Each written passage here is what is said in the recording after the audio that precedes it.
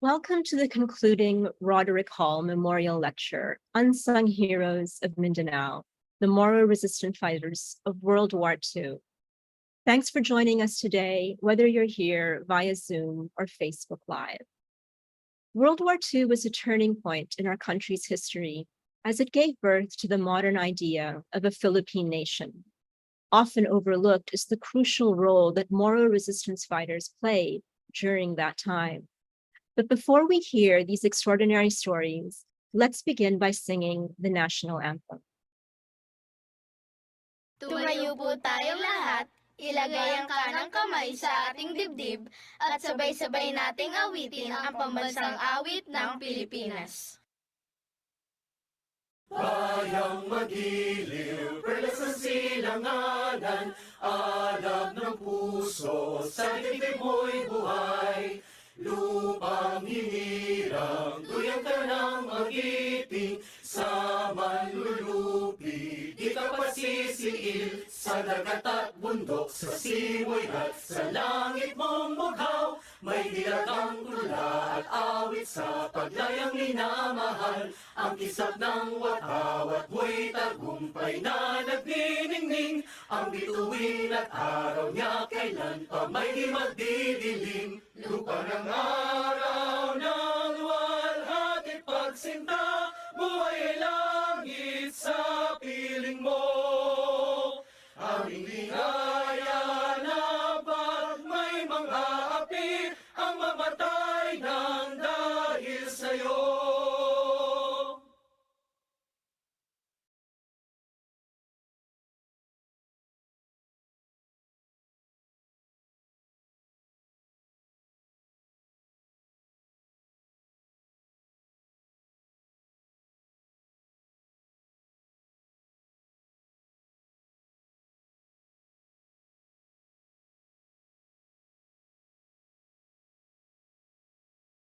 Welcome once again, and a warm welcome to our international audience. We have esteemed historians with us today that FHL would like to acknowledge. Thank you for joining us, Dr. Ricardo Jose, Dr. Patricio Abenales, and Dr. Noel Rodriguez. I would also like to welcome the widow and children of Lieutenant Colonel Mohammed H. Adil, the Moro Warrior of the title of Thomas McKenna's latest book, by Jainab Dolores Adil, by Ruth Adil, by Grace Adil, and Datu Arthur Salahuddin Adil. Last but not least, welcome to our brothers and sisters from Mindanao. I'm so pleased to see that our chat box is already active. Let us know where you're watching this webinar from. My name is Charlene Diaz, and I'm the head of programs for Filipinas Heritage Library. I'll also be your host for today's event. This lecture is presented by Filipinas Heritage Library, or FHL, managed for the public by Ayala Foundation. Our mission is to stoke interest in the story of the Filipino through our collections of books, periodicals, documents, photographs, music, videos, and digital resources. If you haven't visited FHL since its renovation, come spend time in its refreshed interiors. Our open spaces letting in natural light is a cool and quiet refuge from the city bustle. The library welcomes visits on site to meet your research and study needs. We also offer reproduction services and virtual consultations. Check our website for more details. Today's webinar is the third of the Roderick Hall Memorial Lectures, honoring the legacy of Mr. Roderick Hall, a staunch advocate of war memory and an ardent supporter and beloved patron of the library. Beginning with 700 items, the Roderick Hall collection now encompasses over 5,000 pieces of World War II related books, manuscripts, and audiovisual files. Through lectures such as this one and other programs activating the Roderick Hall collection, the memory of World War II remains alive. This lecture series aims to reach Filipinos here in the homeland and all over the world, encouraging them to draw insights from our history. The Philippine nation as we know it emerged from the Second World War, reborn due to Filipino resilience and innovation. Now, let me introduce our speaker. Thomas McKenna is an anthropologist who has lived and worked for years in Bangsamoro communities in the Philippines and has spent decades writing and conducting research on their culture and history. Formerly Associate Professor of Anthropology at the University of Alabama at Birmingham, he has won writing and teaching awards and has been invited to present his work on the Moros at Oxford University, the Council on Foreign Relations, and the Johns Hopkins School of Advanced International Studies, among other forums. He is the author of Moro Warrior from Ateneo University Press, Muslim Rulers and Rebels from Anvil Press, and a number of other published works. He lives with his wife in San Francisco. Ladies and gentlemen, please welcome Tom McKenna. Good morning, Tom. Good morning, Charlene. Good morning, everybody. It's great to have you here with us today. Do you perhaps have a teaser for what we can expect in your lecture? Well, let's see. Yes, I think I have a tidbit. One of the most improbable and shameful defeats suffered by the Imperial Japanese Army in the course of World War II actually occurred in Mindanao. And that defeat was handed to them not by the US Army, not even by organized Philippine guerrillas, but by ordinary Moro villagers, most of them armed only with bladed weapons. Well, that certainly leaves us in suspense. So without further ado, let me turn the floor over to Thomas McKenna. Thank you very much. Good morning, everyone. Magandang umaga po sa inyong lahat at mapita sa mga paggaliko sa Maguindanao. This morning, I would like to share some stories with you about the remarkable contribution of Moro resistance fighters to the Mindanao guerrilla movement. In all the Philippines, Mindanao had the largest and the most successful guerrilla movement of World War II. That's usually attributed to Mindanao's geography, its low population density, the formal American leadership of the guerrilla movement there, and the special attention paid to that guerrilla movement by General Douglas MacArthur. But I hope to convince you today that armed Moro resistance to the Japanese military was also an extremely important factor in the success of the Mindanao guerrilla movement. Now, Moros are rarely mentioned in the military histories of the Mindanao guerrilla movement, the most successful in the Philippines. I think that's an unfortunate historical oversight, and it's one that I've attempted to remedy in my recent book, Moro Warrior. And that's also the goal of this presentation. So let's start by talking about the very first weeks of the war in the Philippines. In late December 1941, with ruined battleships still smoldering in Pearl Harbor and shattered warplanes still littering what was left of Clark Field outside Manila, 2 battalions of Moro volunteers traveled from their homes in the Cotabato Valley of Mindanao east to Digos in the hills overlooking the Davao Gulf. They were there to meet a Japanese invasion force. At Digos, these 2 so-called Bolo Battalions joined 3 regular battalions of the US Army Forces Far East, who were holding a defensive line straddling the main highway across Mindanao. The 1st Bolo Battalion operated on the south flank of the Digos defense line and was led by Datu Utug Matalam. Already a man of middle age, he was famous for his prowess as well as for his friendship toward Christian settlers. His liaison officer was his brother-in-law, Lieutenant Salipada Pendatun, a UP graduate who would go on to become a national figure and the most influential Moro of his generation. The 2nd, or North Force, was led by Datu Pindililang Piang, a young man whose bravery so impressed his American commander at Digos that he regarded him as one of the finest fighters he had ever known. His liaison officer was his half-brother, Lieutenant Gumbay Piang, who, like Pendatun, was also a college graduate. Now, they were called Bolo Battalions for a reason. They were composed of volunteers who had sworn an oath of service to the United States, but had been denied modern weapons. Rifles were scarce in 1941, and most American and Filipino officers still did not trust the Moros with them. I should mention that they did not trust the Moros, not because they didn't think the Moros could use rifles well enough, but because they could use them too well. Most Moro volunteers joined with the express hope of eventually obtaining firearms, a hope that never materialized at Digos. But still, the Bolo Battalions fought, and they were remarkably effective. The regular battalions fought well too, but they were severely hampered by faulty weapons and ammunition. Their World War I vintage rifles constantly jammed, and their mortar rounds rarely exploded. The sharp blades of the Moros, of course, never failed.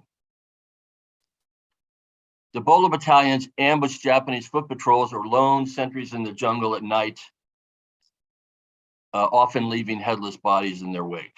Their attacks so unnerved Japanese assault troops that they eventually stopped their jungle patrols altogether, and they only ventured onto the highway at platoon strength. The two Bolo battalions on each flank of the Digos line were credited by the American commander, Colonel John McGee, with stopping the Japanese advance at Digos.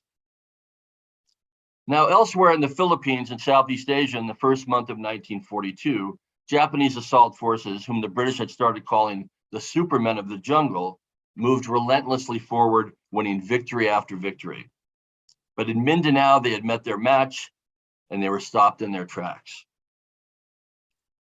The Imperial Japanese Army did, of course, eventually conquer Mindanao and the rest of the Philippine Islands with the American surrender in May of 1942. The battle had not been lost in Mindanao, however. The resources and will to fight remained, and casualties had been relatively light. So Moro fighters were astonished to see their American and Filipino counterparts lay down their weapons and march into Japanese internment camps. To my knowledge, only one Moro fighter, Lieutenant Gumbay Piang, joined the Americans in their prison camp. And he did so out of personal loyalty to his commanding officer, General Vachon. Now, finally, there were enough rifles to go around. Moro fighters began collecting them from Filipino soldiers, most of whom actually walked toward home rather than into prison camps with their American counterparts. The very earliest resistance to the Japanese occupation of Mindanao came just a few weeks after the surrender and took place in the Maranao communities surrounding Lake Lanao. That resistance was sparked by Japanese atrocities, but it was largely inspired by one fearless and determined young man, Manilao Mindalano. His father, Datu Mindalano, had led a Bolo battalion in Lanao at Ganasi when the Japanese attacked up the lake road. He had died while attacking a Japanese tank armed only with a sword. His son took his revenge a few weeks later when he found the tank that killed his father, its hatch propped open on a warm night. He destroyed the crew using just gasoline and a lit torch, and after that, he gathered fighters and weapons and led a fierce resistance on the Lanao Plateau. We know of the early exploits of Manilao Mindalano and the other Maranao resistance fighters, thanks to the writing of the American Edward Cooter, who witnessed it firsthand. Cooter, who was superintendent of schools for Lanao province, had been in Mindanao for nearly 20 years, and he was a rare American friend of the Moros. In return, the Maranaos sheltered and protected him when he decided not to surrender himself to the Japanese in May of 1942. The most extraordinary single event of the Maranao resistance was the Battle of Tamparan, which I teased you with at the beginning of the talk. On the morning of September 12th, 1942, the first day of the holy month of Ramadan, which we are celebrating this month, a company of 90 Japanese infantrymen arrived by motor launch at the lakeside town of Tamparan. They were searching for a Maranao resistance leader who was not there. They marched down the road into town, set up mortars, and began firing into a compound where they thought the resistance leader was hiding.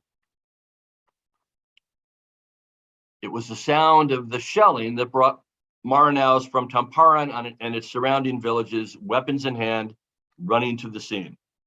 Those with rifles crawled through the marsh grass and fired on the Japanese ranks from the rear. Those armed only with blades rushed right down the main road, straight at the invaders and into a hail of shrapnel and bullets.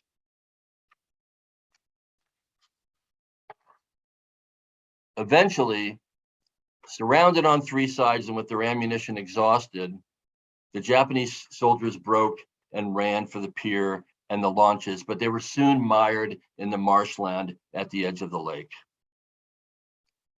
Now they fought without bullets, desperately using their bayonets to parry blades, their boots sucking them into the mud, while the barefoot villagers rushed in from all sides. When it was over, 85 of the 90 soldiers who had marched down the Tamparan Pier that morning were dead.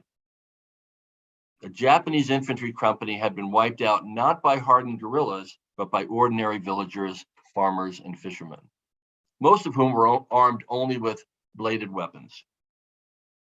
For the Japanese military, it was a defeat as shameful and improbable as the Battle of the Little Bighorn, where Sioux and Cheyenne warriors wiped out the U.S. 7th Cavalry in 1873. It was probably a more shameful defeat because the U.S. cavalry did not possess mortars. It was shameful that it had to be avenged. The Japanese responded first by shelling Tamparan for 30 days straight. But they never sent another foot patrol back into town. Next, in the mistaken belief that the Americans were somehow behind the Tamparan attack, the Japanese Mindanao military government brought Brigadier General Guy Fort, there on the left, who had organized the Lanao Bolo Battalions from his POW camp in Manila to their Lanao headquarters.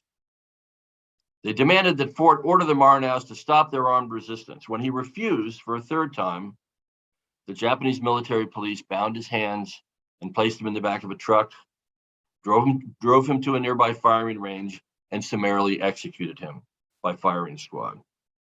He remains today the only American general officer ever executed by enemy forces. The Japanese officer who ordered his execution was sentenced to death by hanging at the Tokyo War Crimes Tribunal in 1949. Well, the Japanese occupiers of Lake Lanao, never fully recovered from their disaster at Tamparan. Incredibly, by December 1942, the Maranaos of Lake Lanao had fully pacified their Japanese occupiers rather than the reverse. Japanese troops were ordered confined to barracks. The military government abandoned its demand that the Maranaos turn in their firearms, and orders were given not to antagonize the Maranaos in any way. Edward Cooter, still in hiding in Lanao, saw an opportunity to recruit seasoned Moro fighters for the fledgling American-led guerrilla force recently organized by Colonel Wendell Fertig. With Maranao communities around the lake now safe from Japanese depredations, Maranao fighters were willing to go further afield to fight the enemy. As part of Cooter's efforts, the Maranao militia force, you see there, an elite guerrilla unit was formed. Ironically, the only Moro resistance fighter that Cooter could not convince to join the American force was his own foster son, Salipada Pendatun. So let's return east and find out what happened to the lead Moro officers of the Bolo Battalions at Digos. Both Salipada Pendatun and his brother-in-law, Datu Utug Matalam, continued fighting after the American surrender. Pendatun eventually made his way north to Bukidnon, where at the age of 30, he formed a highly disciplined armed force that was larger than Wendell Fertig's, and that included American officers. There he is in the picture riding an Arabian horse that he had taken from a Japanese officer that he defeated. Pendatun was a courageous and charismatic leader, loved by his soldiers who had elected him to the rank of brigadier general. He was also admired by both Filipino and Moro civilians for whom he provided government services. In a 6-month period, In late 1942 and early 1943, Pendatun drove the Japanese from their Bukidnon garrisons. He recaptured the Del Monte airfield and the provincial capital of Malaybalay. And for good measure, he led the very first successful raid on a Japanese POW camp. In January of 1943, when Wendell Fertig, who is now Douglas MacArthur's designated guerrilla chief of Mindanao, first contacted Pendatun by radio, telling him of his organization, Pendatun offered Fertig a position on his staff. Fertig, a man obsessed with countering challenges to his authority, especially by Filipinos, was not amused. He sent multiple emissaries to Bukidnon, urging Pendatun to submit to his authority. And let's just look at this picture for a minute. This is an iconic photo, and of course, it's the photo advertising the lecture. There on the left is Colonel Bowler, who was a top officer of Wendell Fertig. On the right is Commander Chick Parsons. You see Bowler on the left has a rather formidable grimace, and Chick Parsons is flashing his trademark smile. He was a very genuinely charming man.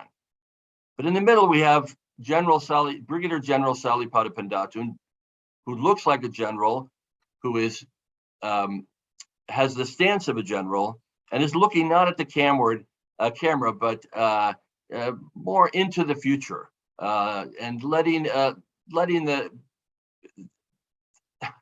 future historians know that he is not overawed by the glare of Colonel Bowler, or overly charmed by the charm of Commander Parsons.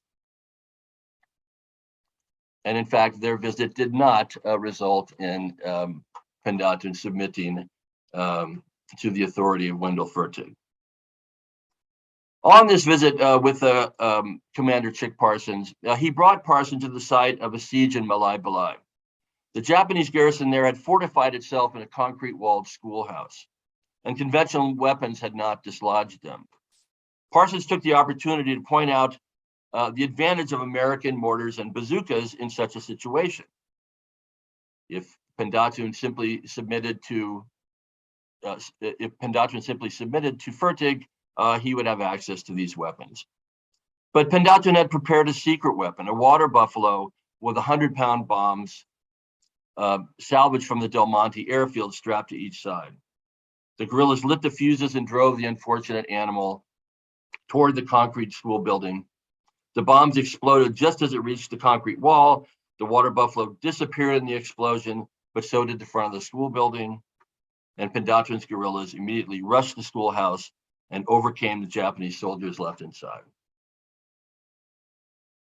Well, Fertig also enlisted Edward Cooter to write letter after letter, instructing his foster son to recognize Fertig as a guerrilla chief of Mindanao. Those letters did not have the intended effect either. You see the picture there where Pendatun is about 16 years old and is living in Cooter's house and attending high school. And he looks like a regular schoolboy there for the most part, except if you look closely, you see that he has the traditional Maguindanao tubao tied in the manner of the nobility. And under his arm, that is not an umbrella, it is a kris. And so he is a schoolboy, but he is also well aware of who he is and where he has come from. Edward Cooter wrote at the time that Pendatun had only been in his house about a week, and he was ordering all the other boys around. Finally, however, Pendatun relented, but only at the request of his own men who were worried about receiving their back pay. So it was only the entreaties of his own men that caused Pendatun to submit to the authority of Wendell Fertig. And Wendell Fertig responded to that submission in in a rather fierce manner. He immediately demoted Pendatun, then transferred him to Cotabato, replacing him with the man who had been his former executive officer, the American Frank McGee. And Salipada spent the rest of the war in relative obscurity. He, however, was never obscure after that. Meanwhile, Dr. Withdrew had stayed in Cotabato in the Upper Valley and was making life miserable for the Japanese occupiers there. So desperate were the Japanese to keep the main highway open between Davao and Cotabato that they attempted to placate Matalam with regular offerings of medicine and cigarettes. They would bring him gifts. A large community of Christian evacuees from Davao also lived happily under his protection in a town with plentiful food, a library, an orchestra, and a clubhouse. This Father Edward Haggerty, who visited them there, reported on that in 1943. The leader of the guerrilla regiment in the lower Cotabato Valley was Gumbay Piang, now a captain. A scholar by nature and sickly for most of his life, Piang did not possess the physical dynamism of Pendatun or the raw audacity of Withdrew Matalam, but he was nonetheless courageous. After nearly dying in the Japanese POW camp, Piang was released from house arrest through the influence of his politician brother. He then escaped house arrest and went to the hills as a guerrilla. His other brother, Pindililang, was betrayed and killed in early 1944. And Gumbay's own guerrilla headquarters was overrun by the Japanese in the same month, but he still fought on.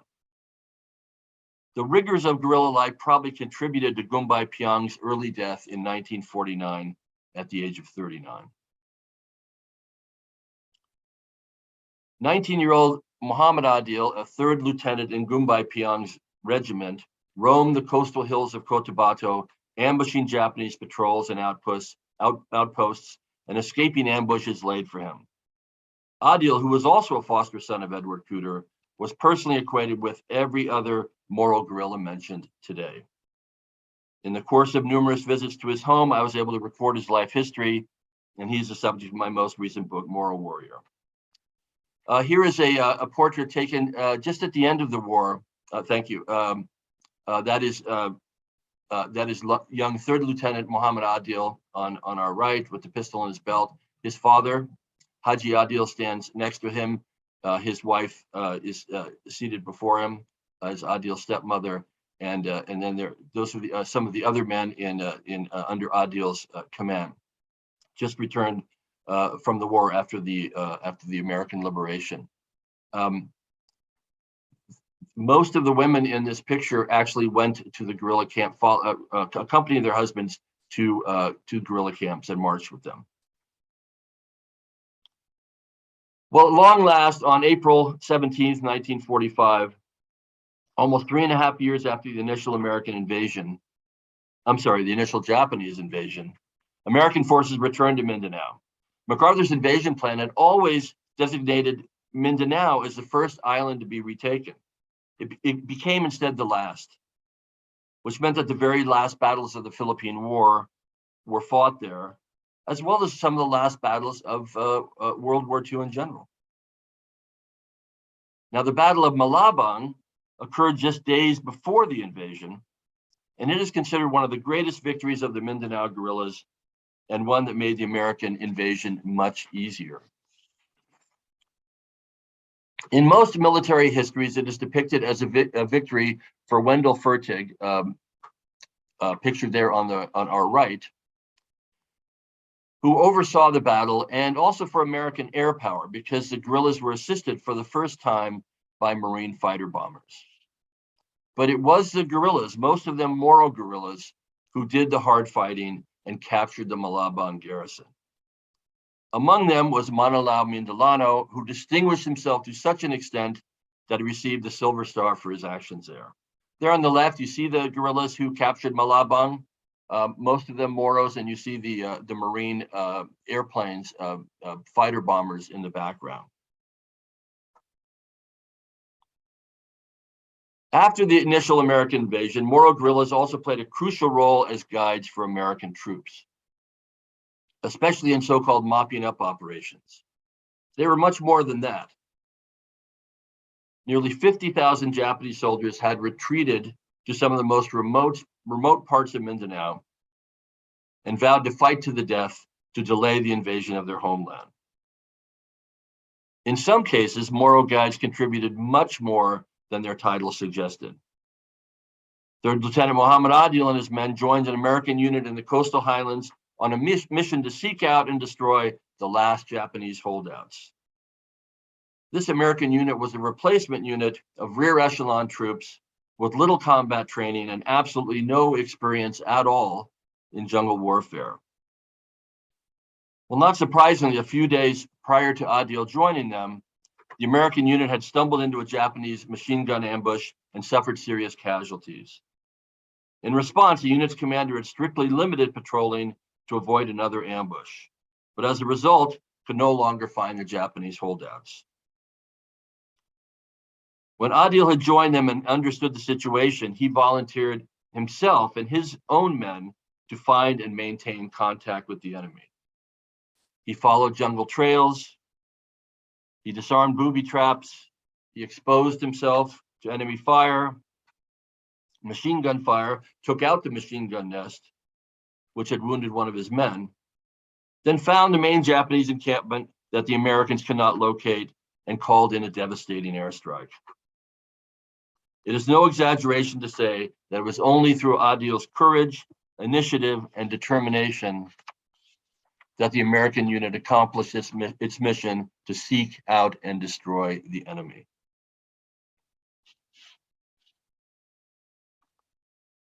Well, finally, it's reasonable to ask why, after 80 years, the full story of the Moro resistance fighters of Mindanao has never been told.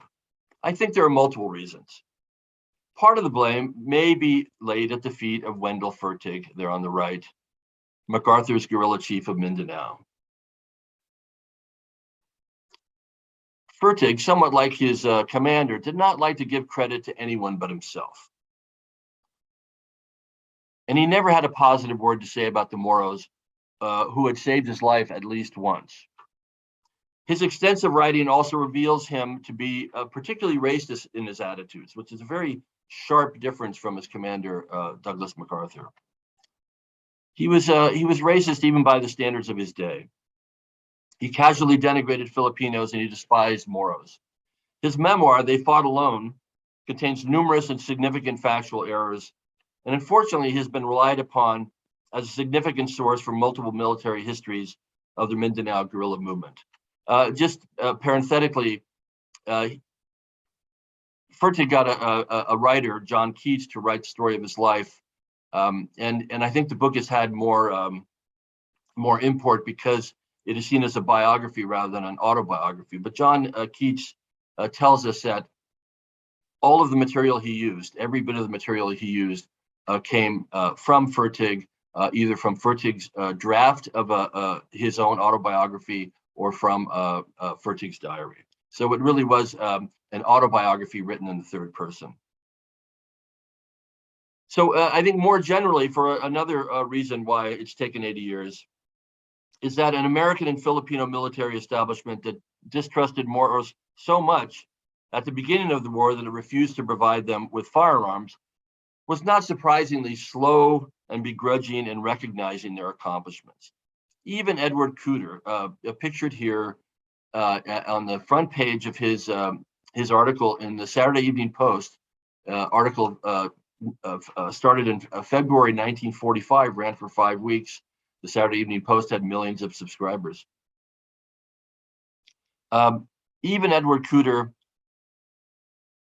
who is a genuine friend of the Moros and who I believe genuinely loved his foster son, Salipada Pendatun, would not buck that establishment to help Pendatun obtain the American recognition and support that he deserved.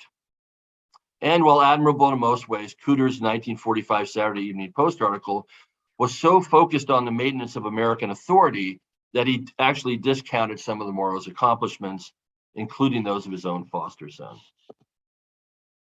Despite those biases, attitudes did sometimes change and changed dramatically. The American Jesuit, Father Edward Haggerty, there on the right, fearlessly administered to his Mindanao flock under constant threat of Japanese internment or death. Unlike Edward Cooter, he was not a friend of the Moros. In fact, he openly disliked them. He surprised himself, however, when he met Salipada Pendatun and Utug Batalam during the war, because he found each of them to be not only likable, but quite admirable. And he wrote about that in detail in his memoir. Now, it's not clear whether those encounters changed his opinion about Moros in general, but I'd like to think they did. Finally, and most generally, it is a well-worn truism that history is written by the winners. Less well remembered, maybe, is the fact that it is only those winners who have ready access to ink, paper, publishers, and time who get to write that history. I think one of the tragedies of Gumbay Piang's early death was that he did not get to write about the war. Before the war, he wrote multiple articles about Moro history for the country's leading weekly, the Philippines Free Press. Not enough books have been written about the war by Moros or from their perspective of the Moros, and the result has been that the story was unintentionally hidden away in bits and pieces in the memoirs and the histories of others, as well as in the memories of the Moros, fewer every year, who remembered the war. With that in mind, let me end by telling you that this presentation is dedicated to the memory of Lieutenant Colonel Muhammad H. Adil, Sultan sa Cotabato, who allowed me to record his extraordinary life story over a number of years. It is a gift for which I will always be grateful. And with that, I'll end the formal part of the presentation.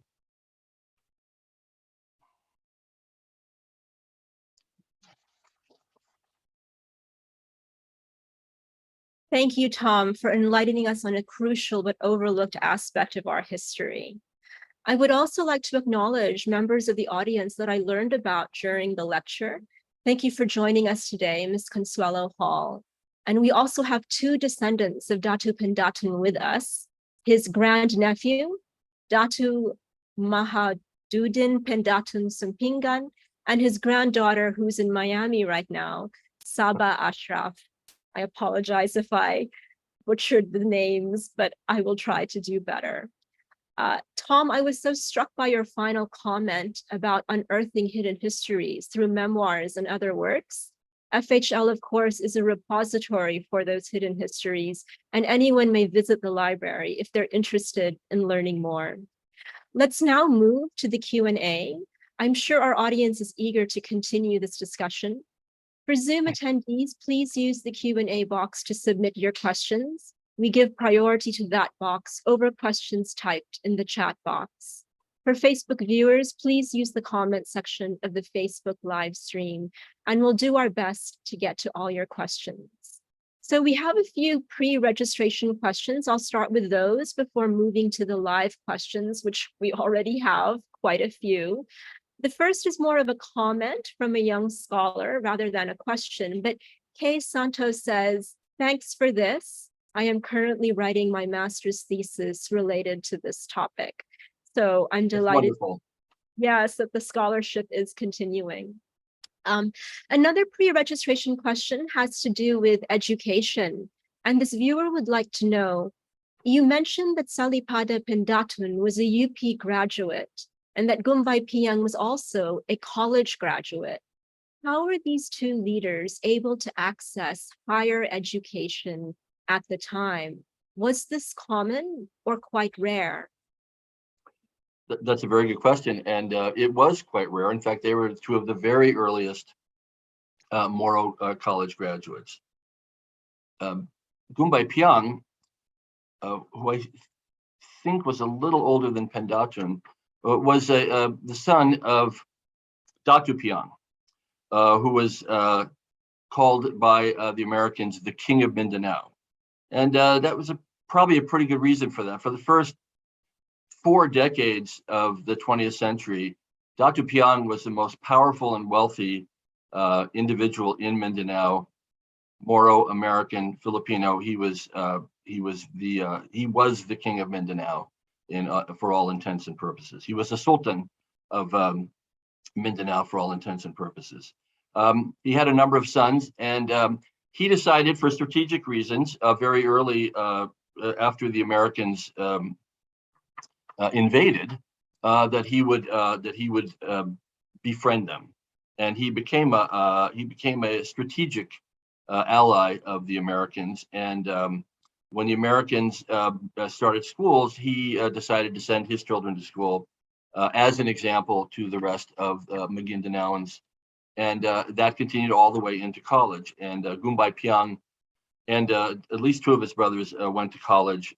Gumbay, I think, graduated from the Philippine Normal School, which was a very important key teacher college in Manila at the time.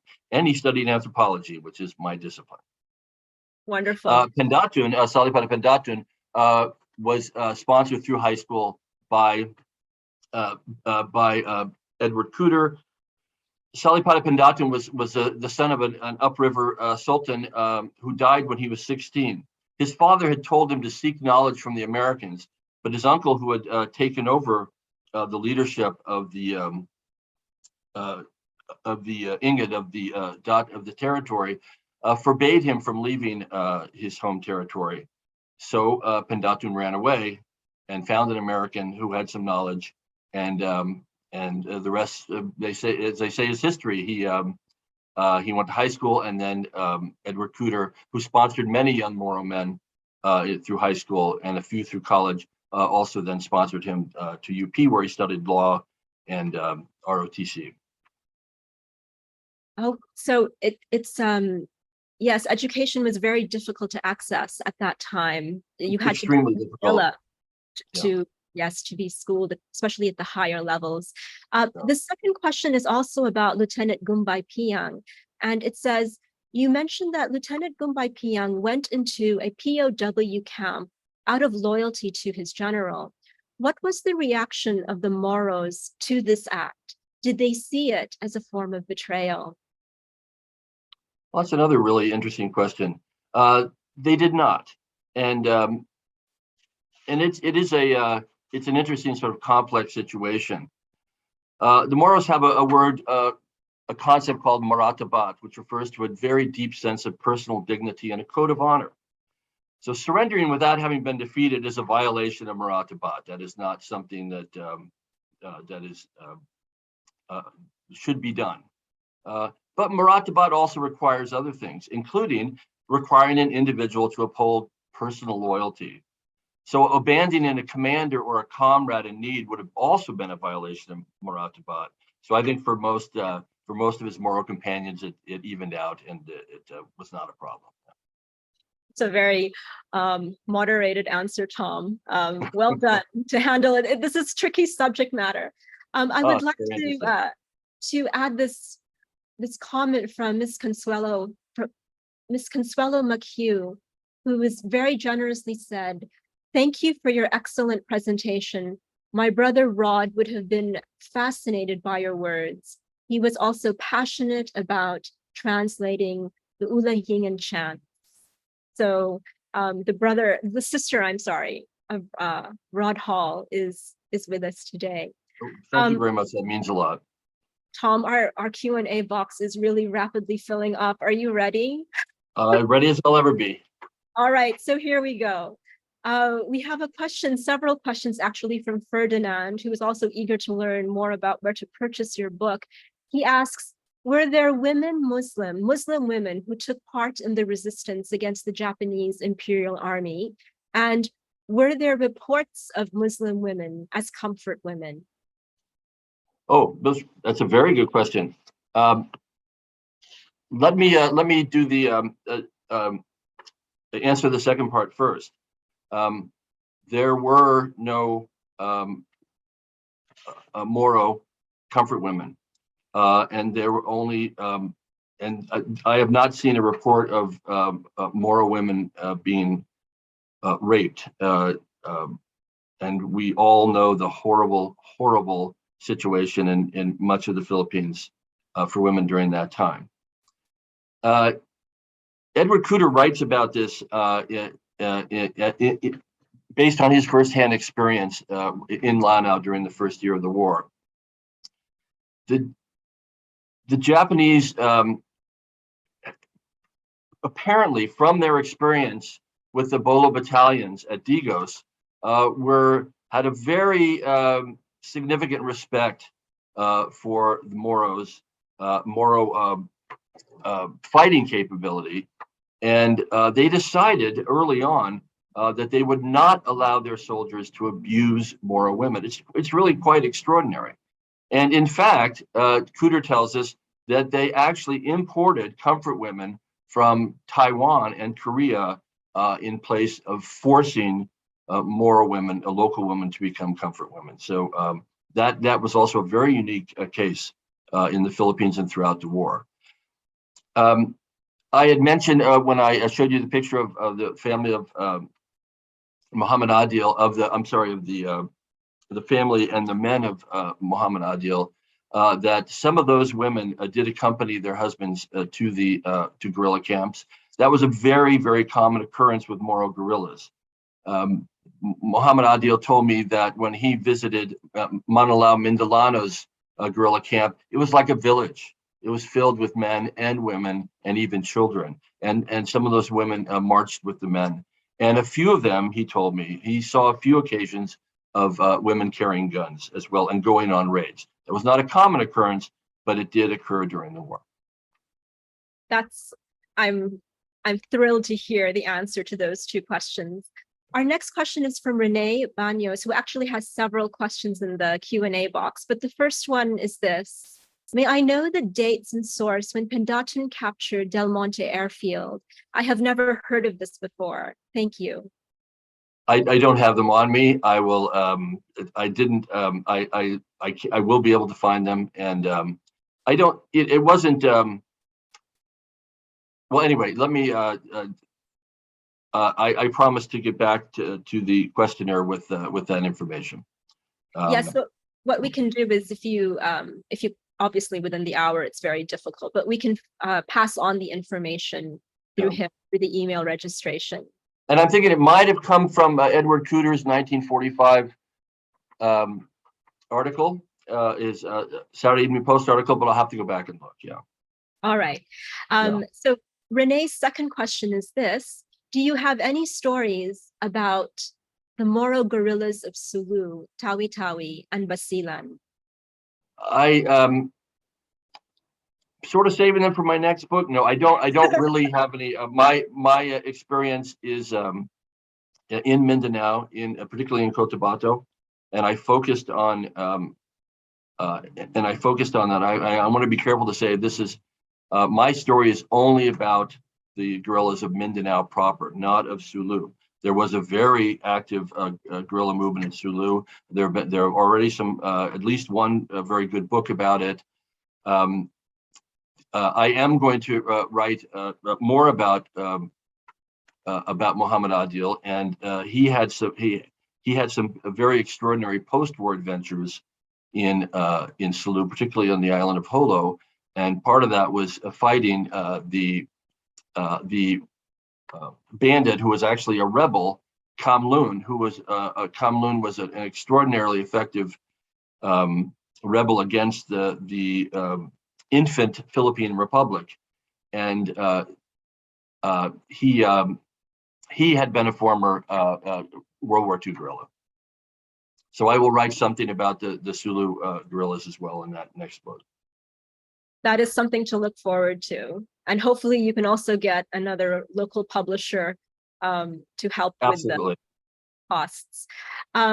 We have a comment here from one of Datu Pendatun's descendants who writes, in most mainstream schools teaching Philippine history today, I observed that there is an intentional skipping of discussions of the Amigos of Lanao and the Moro Bolo Battalion. I find it very disheartening. So I'm glad that we can have a lecture like this to fix those sorts of issues. I agree. Our next question is from Craig. It sounds like an American name. I'm sorry if I get this wrong. Craig Bridenbeck, who says, is Gumbay Piang related to the elder Datu Piang and Unggaling Piang? If so, what activities were Unggaling Piang and other family members doing during the occupation?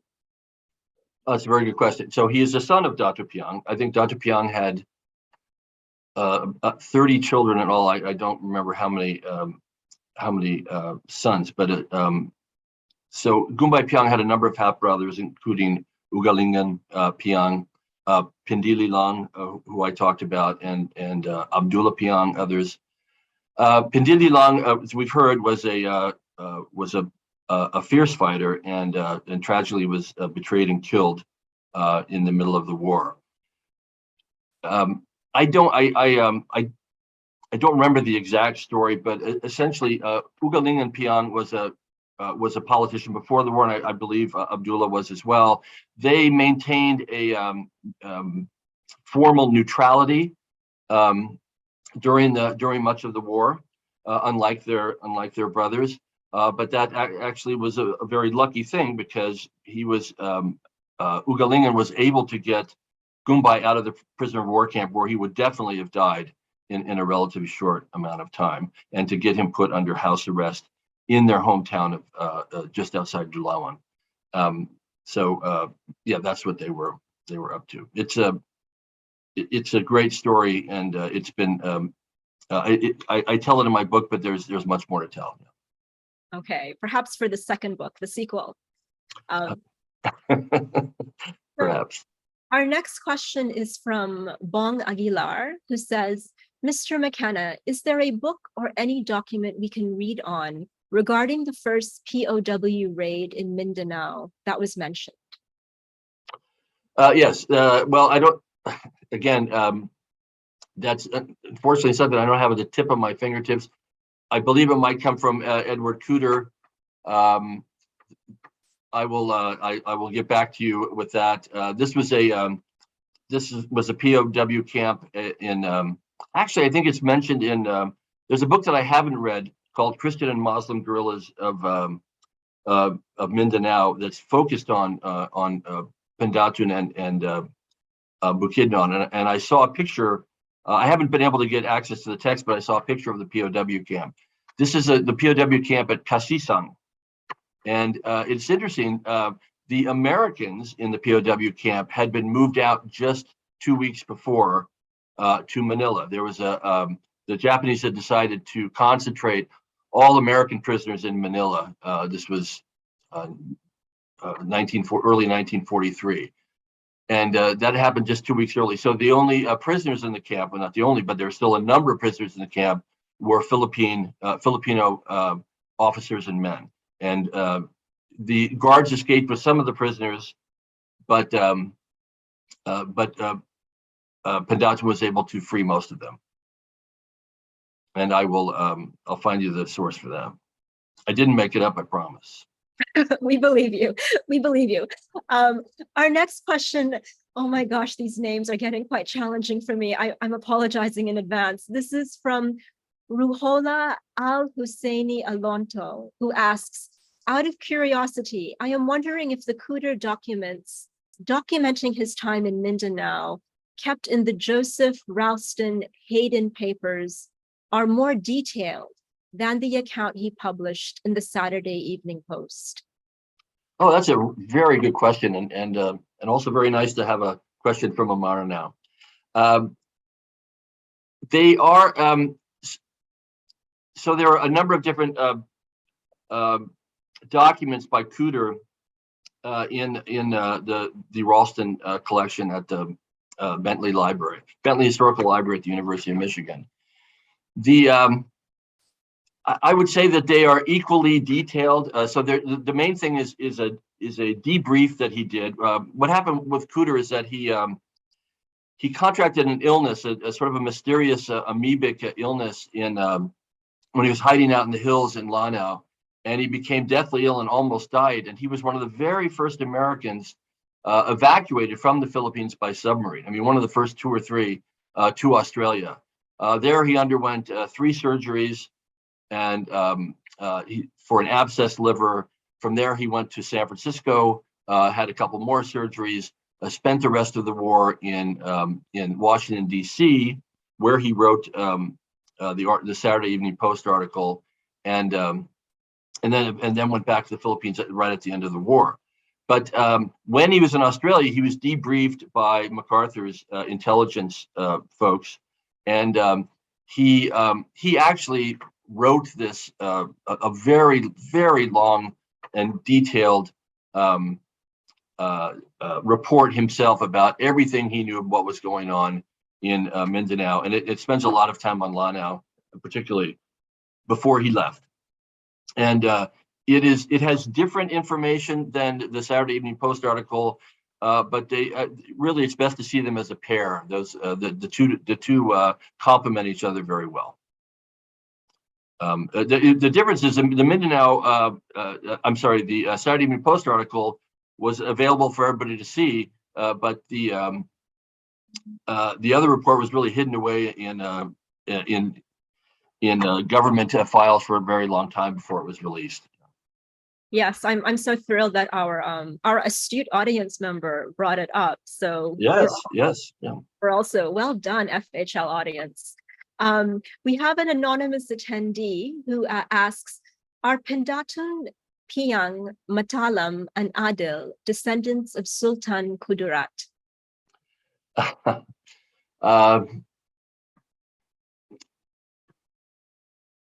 Yes.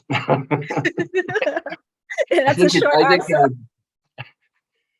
Yeah, some are more direct descendants than others, but they probably all can claim descent of some sort from Sultan Kudarat. Yeah. Okay. And, yeah. So just a brief pause, a reminder to our audience. I'm thrilled with how active the chat box is, but to make things easier on me, can you please focus on the Q&A box? It's easy for questions to get lost in the Zoom chat. So there's a Q&A box on the right in case you aren't aware of it. There are a lot of questions, Tom. Okay. Let me just go back to that last question really fast. That was my answer was a bit flip. All of those individuals, all of those men have are members of the Mindanao nobility. Mindanao nobility is intermarried, has been intermarried for a very long time, various upriver and downriver sultans. And so, yes, they consider themselves to be if not direct descendants, they consider themselves to be related to the direct descendants of Sultan Kudarat. Yes. And they are related. I see. Thank you for the follow-up. Our next question is not a question, but it's actually a comment from our first Roderick Hall speaker, Dr. Ricardo Jose. He says, not a question really, but a comment. Datu Pendatun wrote a long report in 1944. The text formed the bulk of Colonel Baglagon's book on Filipino Muslim warriors during the war. He even commissioned an artist to illustrate key points in the history of the Bukidnon Cotabato force, which were based on photographs taken in the field.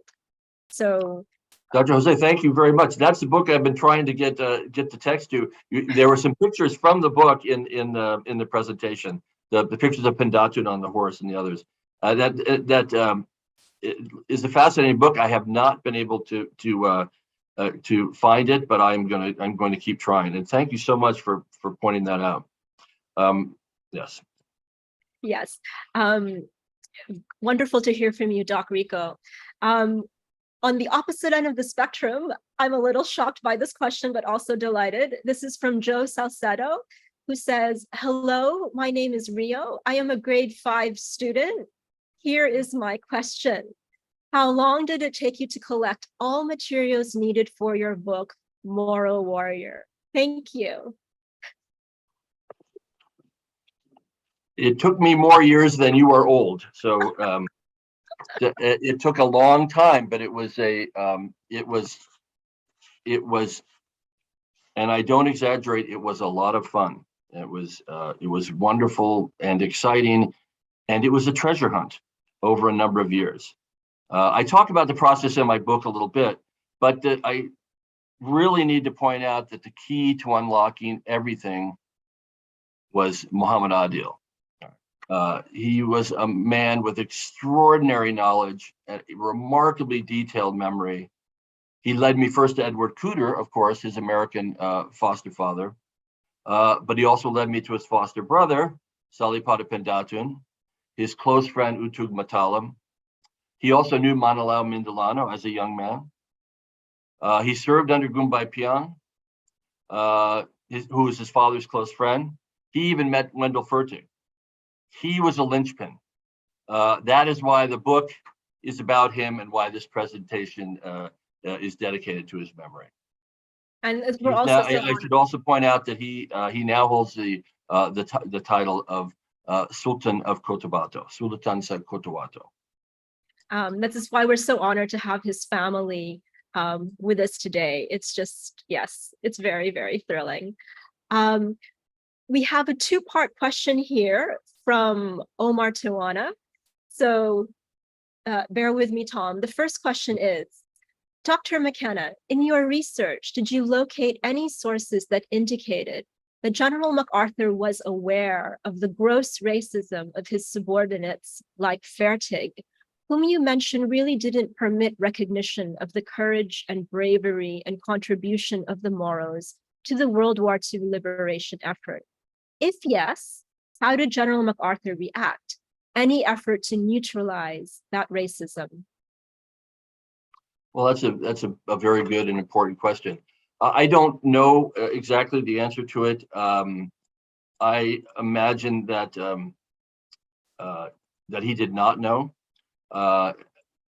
and Fertig and MacArthur did not like one another at all, and let each other know in various ways.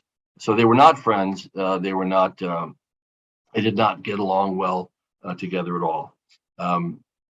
There was a very wide range of behaviors and attitudes among American colonialists, American figures in Mindanao during the war, in the guerrilla movement. And it ranges all the way from the outright hostility and racism of Wendell Fertig to the genuine respect and admiration of Edward Cooter, and then everything in between, right? So there really is a wide range, but there's also something that they had in common, that these were all, most of these were men of middle age, and not all of them, but most were men of middle age who had held positions and were at the top of a social hierarchy prior to the war. And they were, some of them had in fact become very affluent. Wendell Fertig, for one, and Chick Parsons was another. These were men who did not come from wealth, who in fact came from quite poor families, and they were the American beneficiaries of American colonialism in the Philippines, and there were more than a few of them, of course. So all of these men did have a bias, and that all of these individuals, and they weren't just men, did have a bias, and that is they were very angry and very upset at what had happened, that having lost that privilege and lost that their position, that it was stolen away from them by the Japanese, and so that kind of colored their attitude towards both Filipino and Moro guerrillas, and they expected Filipino and Moro guerrillas to fight and sacrifice in order that America could beat the Japanese and once again repossess the Philippines. They were sort of hoping against hope that things could go back to the status quo ante. Now, they weren't ignorant. They knew that change was coming, but they were also, some of them were hoping to carve out little places for themselves, even that would seem like the old days, even when change was on the horizon. That's not surprising, really, because there's always a sense of nostalgia for things that have been lost, and like absolutely to that. So Omar's follow-up question, the part 2, is this: were there any Black regiments sent by the U.S. into Mindanao during World War II? And if yes, how was the relationship of these Black regiments with the Moros, if there is any information on this? Well, there were none that I know of, but that doesn't mean they didn't exist. I haven't seen anything about that. However, there is a very important and very interesting connection between Black American soldiers and the Moros, and that is a number of Black American soldiers who served either in the Moro Wars right? It's a very early part of the century, or served later in the Philippine constabulary, on their retirement from the military, settled not back in the United States, but on the Mindanao frontier, most often in Cotabato. Muhammad Adil personally knew of 5 Black American soldiers who were living in Cotabato when he was a kid. His father was good friends with one of them, a man named Boswell that the local folks called Baswil. Mr. Boswell started one of the very first rice mills in that part of Mindanao. And when the Japanese came for him, he was not ready to give up and give up everything he had created there. He emptied both barrels of his shotgun at the Japanese soldiers before he was killed by them. So there are some really remarkable stories that again have not been told. Although I tell them in my book about Black American soldiers and the Moros and Magindanaoans in particular. Yes, thank you for that. That was also very surprising to hear. That's another hidden history for us. Yes. Switching to the Facebook forum, because they are feeling a little neglected over there. We have a question from Ivy Tan, who asks, "Sir, you mentioned that the Filipinos mostly used vintage World War I firearms, such as the Browning. May I ask why?" Well, that was at the very beginning of the war. Okay, so I probably many of you know that the United States in general was very ill prepared to fight World War II. Extraordinarily ill prepared in terms of not just people power, but also guns and ammunition and everything else. And so you can imagine if the United States was ill prepared, how ill prepared the Commonwealth Philippines was. Now, Douglas MacArthur was in charge, but he did not get enough material in there fast enough. They were using vintage arms from World War I that had not been stored properly, and really failed at an alarming rate at Digos. The reports from there talk about soldiers using bamboo rods to eject, because the ejectors would fail on the rifles, using bamboo rods down the muzzles of the guns, just like old flintlock rifles, to eject cartridges so they could fire again. That's as bad as it got. Now things improved very quickly once some submarine deliveries began to the Philippines. I wouldn't say they improved very quickly, but they gradually improved. Yes. Okay, that's wonderful to hear. We have a second Facebook question from Christian Ellie Hoot, who says, "How was the situation of guerrillas in present South Cotabato area during the Japanese period? Doing oral history in the present became harder because most of the participants are already deceased." I'm not sure I got the first part of that question. What was the situation of guerrillas in present South Cotabato area during the Japanese period? Yes, I think the question is that you've touched upon this, Tom, the idea that primary sources, being able to interview people, is just getting harder and harder as we move further away from the war. So South Cotabato was not very heavily populated even up to 1941. There was of course there was a well-known settlement there, but it really gained much more population after the war. And I can't think of there was at the very end of the war, the Japanese retreated south, and they were right down right down by General Santos and in that area. But I'm not aware of a significant amount of guerrilla activity in South Cotabato. But that doesn't mean there wasn't any. Okay, and a third question from Facebook. I'm sorry, I wasn't able to get this person's name when the question was forwarded to me, but they say, you mentioned that Pendatun was Cooter's foster son, as well as with other Americans and Moros. Can you enlighten us on how these relationships occurred? And if I may add, because I was also very curious about this, the hierarchies among the three seem to be really complex. Could you elaborate more on how that particular dynamic worked during the war? The hierarchy among the three individuals? Well, Two foster sons?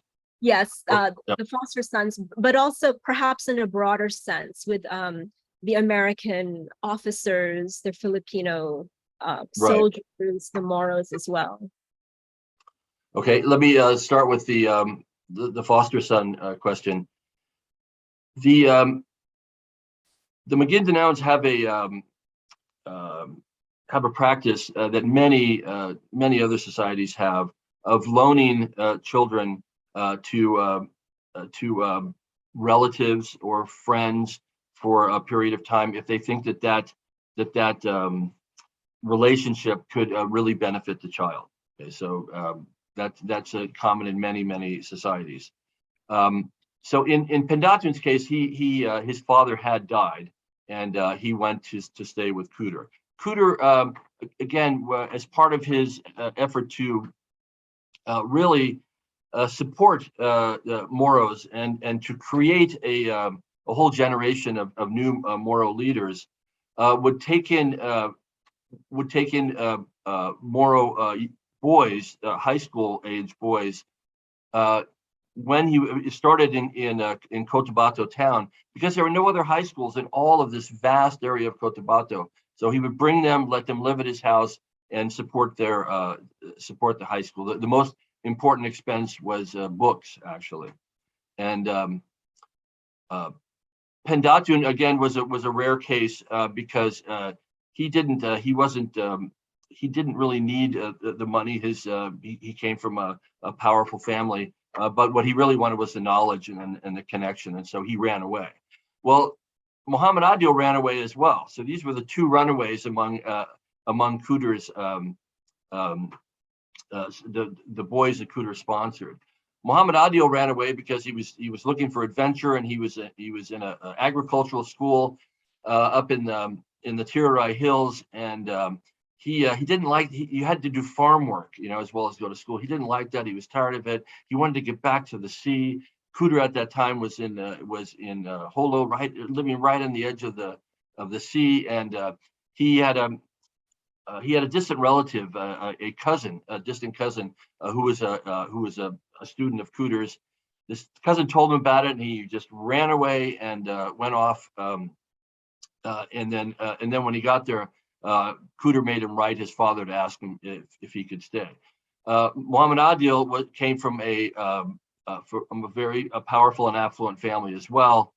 He did not need to be supported, but what again he was looking for was adventure and new scenery, and his father quite reluctantly at first allowed him to stay, but it turned out to be a good connection. Yes, sorry, I had to take a drink. Thank you for that answer. I'm returning now to the Zoom Q&A box, and I can tell that people are getting quite impatient for me to reach their question. I'm following the order, first come, first serve. Please bear in mind there are still 26 questions to go. So, Bong Aguilar, his question is actually posed to our entire audience, and not just to you, Tom, but if anybody has the answer, he'd be delighted to know. For those from Mindanao, are there any shrines or markers which can be visited in relation to any event during World War II? If so, I will appreciate a list and location too. If FHL can provide it to us, that would be so ideal, so everyone can know and not just me. But Tom, would you have any recommendations for places that Bong could visit? I do not. I'm sorry to say I don't know of one, and there may have been one erected since I was last there.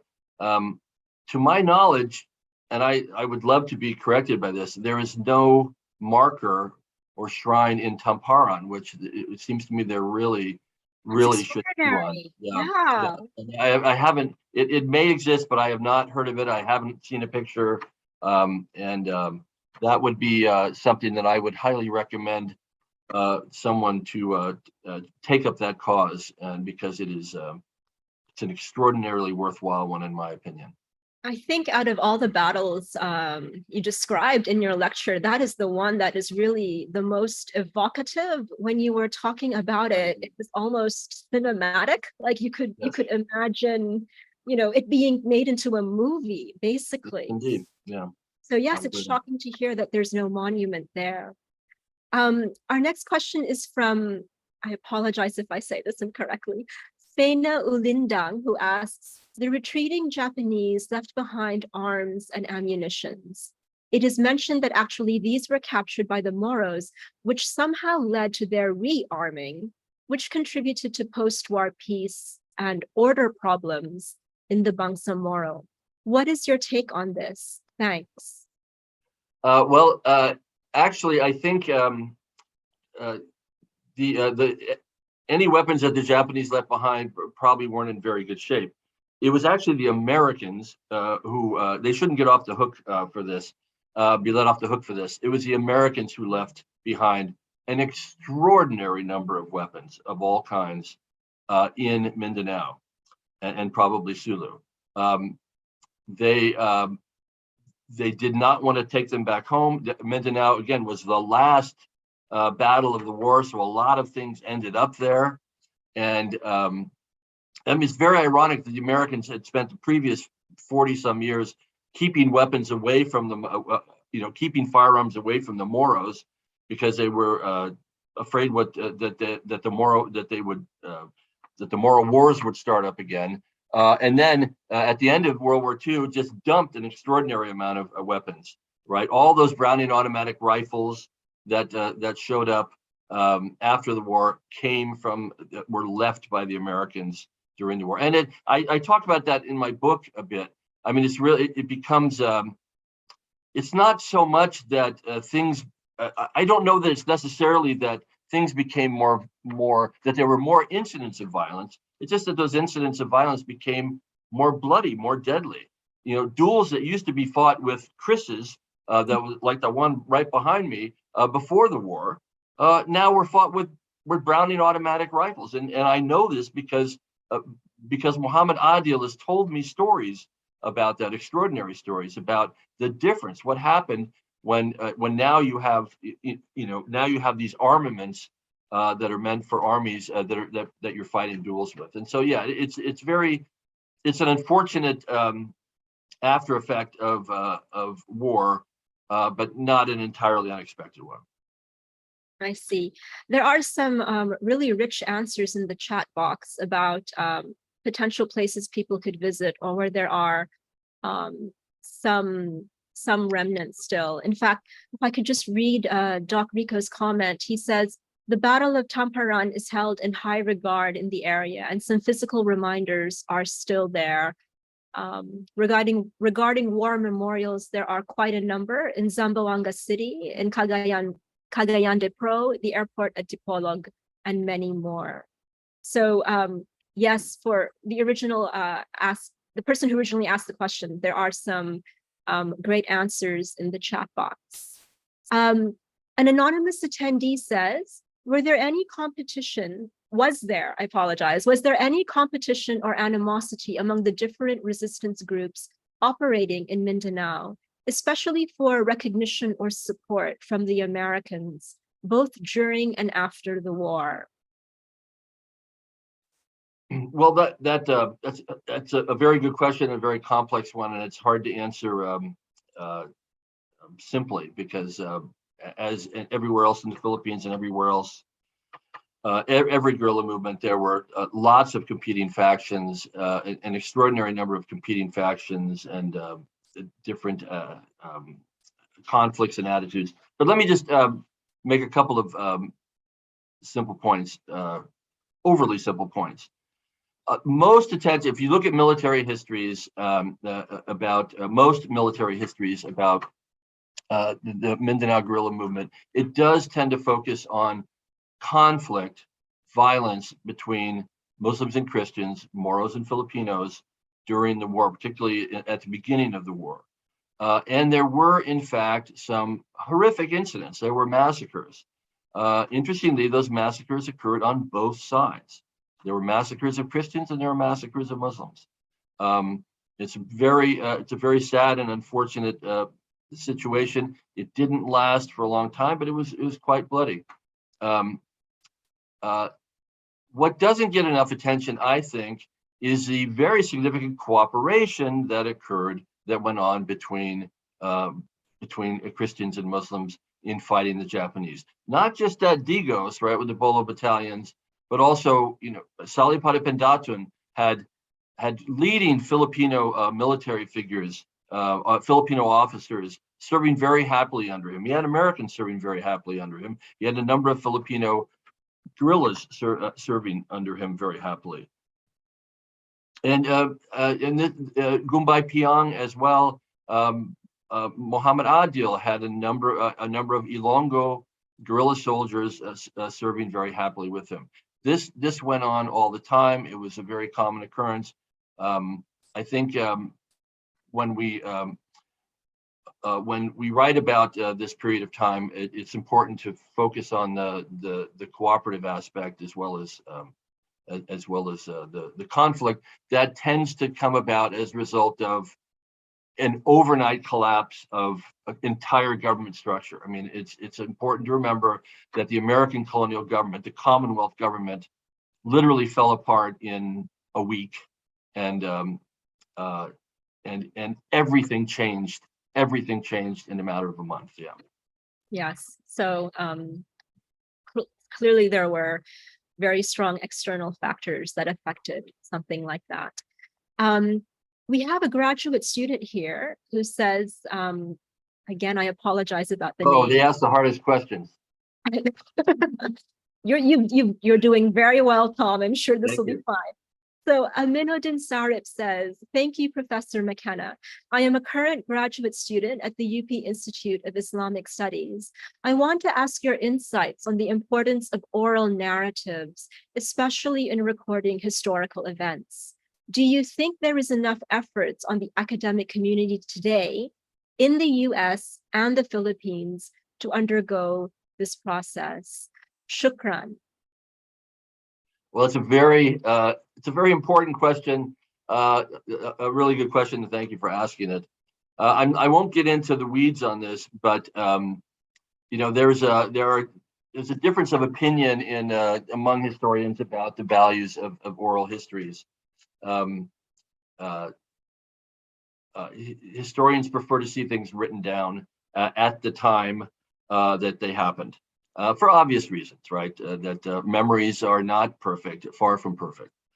I talk about this rather a lot in my book because I have a book that is founded on an oral history, right? That is essentially an oral history that is fortified by a very significant amount of documentary evidence, including letters between Adil and Cooter from the time, other letters by Edward Cooter and so forth. So I think that oral history is absolutely key and important and a wonderful source, but it does need to be bolstered in various ways. And those ways are fairly obvious. In terms of, is there enough human power out there to do all that oral history? No, there is not. It's first of all, it takes a lot of time. A lot of time and effort and a lot of patience and it takes skill too. Not everyone can do it, and people need to be taught how to do it. But it is so valuable, so worthwhile. And if you as I talked about earlier, not everyone has the time, the effort, the time, the energy, the paper, the pen to write their memories down. Okay, they just don't do it. So if you want to learn what ordinary people, right, were going through and thinking about and dealing with in an important historical period, yes, I think you really need to do some oral histories, a lot of them. Yes, that seems to be part of the treasure hunt, the treasure trove that you went on for your book. Exactly, yeah. So this next question is really more of a comment. It is from Ray Montes Claros, who says, it was not just Pendatun who challenged Fertig, but from the start, Captain Luis Morgan, a West Pointer, refused to obey orders from Fertig. So you're familiar. I am so glad that you mentioned Luis Morgan, because I had him, Captain Luis Morgan. I had him written down here to hoping to talk about him. I would urge any budding historians or biographers or even historical novelists out there to take a look at Captain Luis Morgan.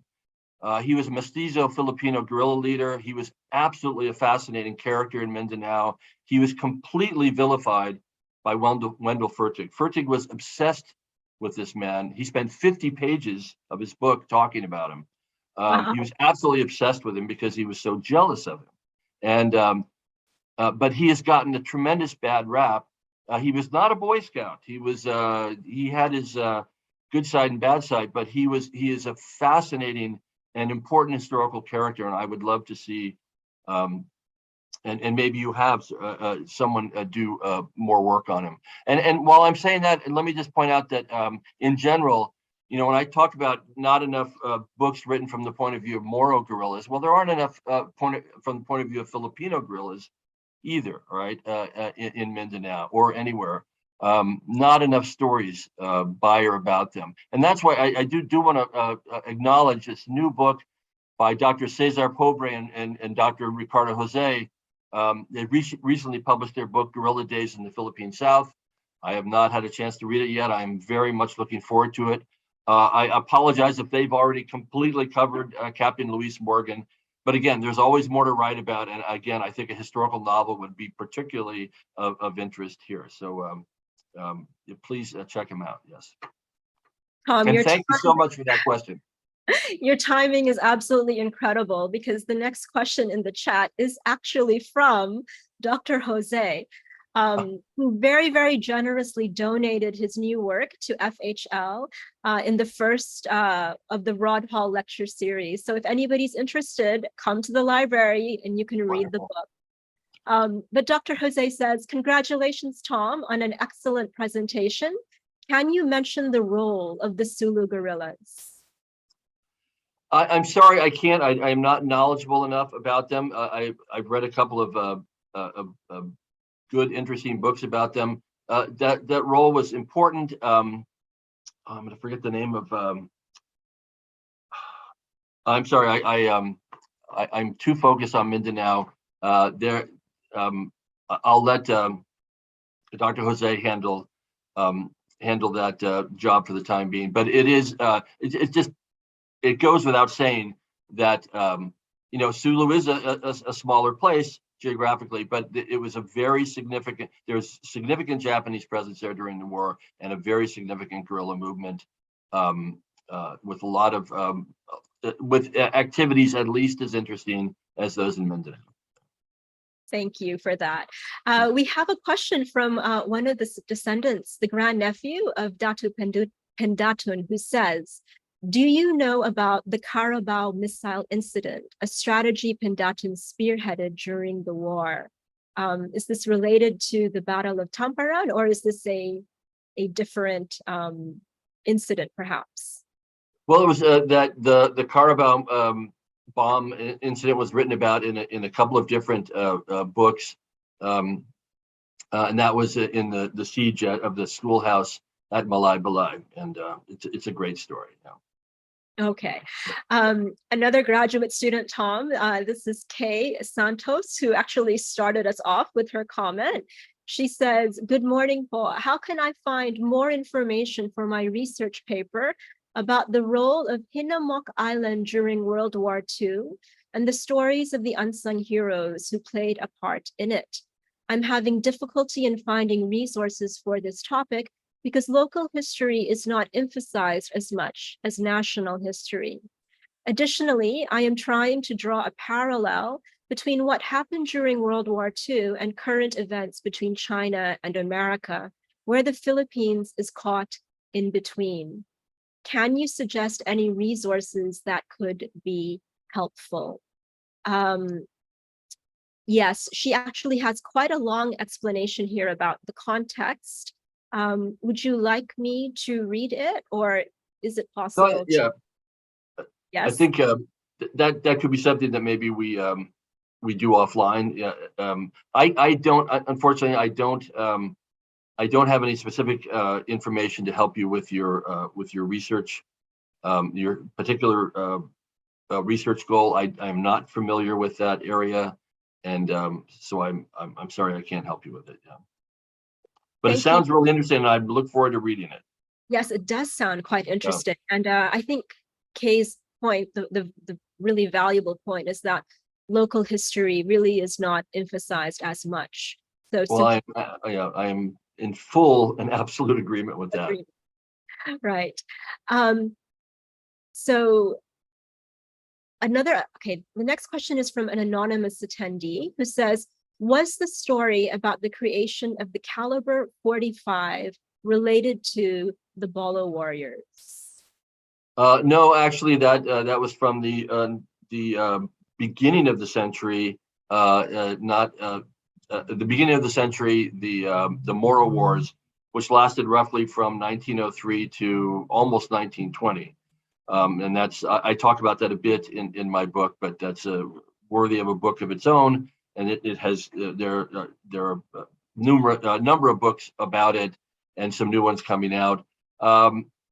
As far as, I think most historians agree that is not, it's a great story, but it's not actually accurate, that the 45 was not invented as to try to stop Moro attacks in the Moro, during the Moro Wars. Yeah, but it is a good story.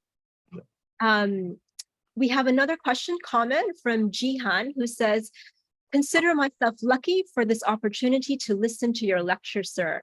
My question is, did the Moro guerrilla units in Lanao, Maguindanao, and Sulu consider themselves and their operations against the Japanese independent and separate from one another, or did they operate as one under one Moro leader?